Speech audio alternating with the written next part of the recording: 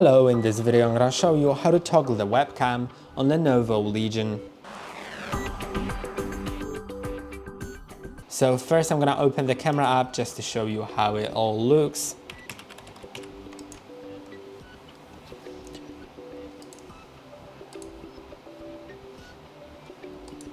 And you can see here that I have the webcam, and in order to toggle it, you'll need to use your keyboard to click on two keys at once, Fn and F10. But it didn't work, I believe. Let's try again.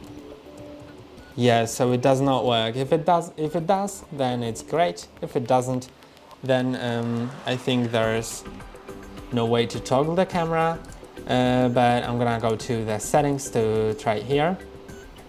So you can go to the settings, Bluetooth and devices, then go to the cameras, and here you can go to integrated camera, and you can disable it if the other option does not work, and they work separately.